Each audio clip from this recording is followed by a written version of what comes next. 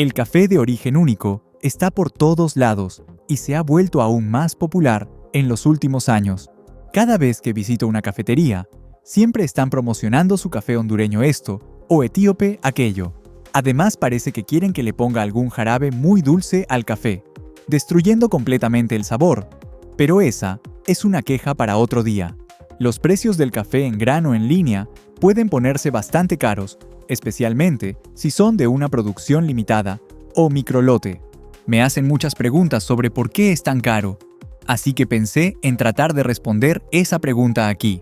En su explicación más básica y sencilla, los granos de café de origen único son granos de un lugar específico o de una variedad específica, no mezclados con nada más. Sin embargo, en realidad, puede ser un poco más complicado que eso.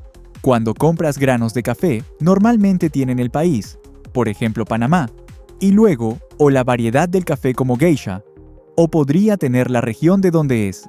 Entonces, Coffea es el género, la especie en este caso es arábica, la variedad es geisha.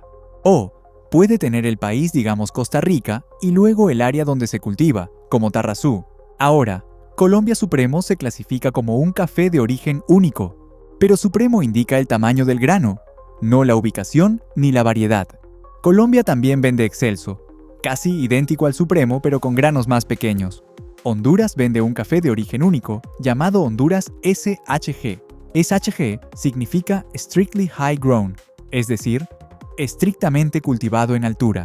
Entonces, esto indica la altitud a la que se cultivaron los granos, otra vez, nada que ver con la variedad o la ubicación.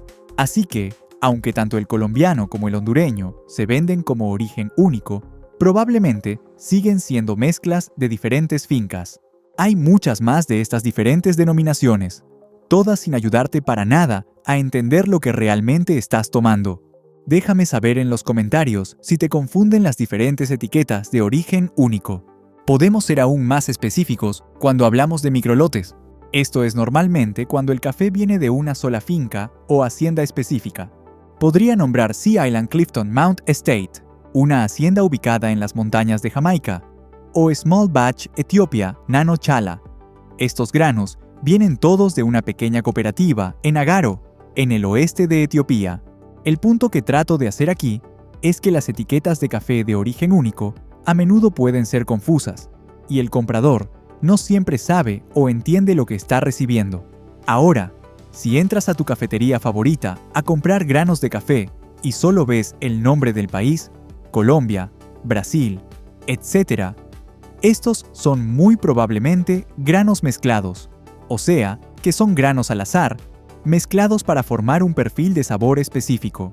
Sin embargo, los granos de café de origen único tienen sus propios sabores y aromas distintos, y normalmente, aunque no siempre, son únicos del área de donde son, o la altitud a la que se cultivaron, o el tipo de suelo, o el clima, o la variedad de arábica, o robusta.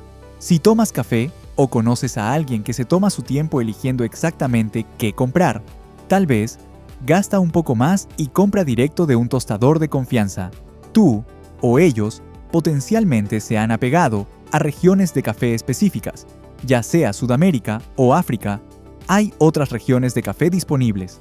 Personalmente me encanta el café de Centroamérica o Sudamérica, Nicaragua, Perú y México, siendo favoritos absolutos. Si todavía no has llegado a esa etapa, vale la pena tomarte un tiempo para explorar y encontrar la variedad o país que te llame la atención. Mi consejo es empezar con diferentes países antes de reducir a variedades específicas. Entonces, ¿qué más hace que el origen único sea caro?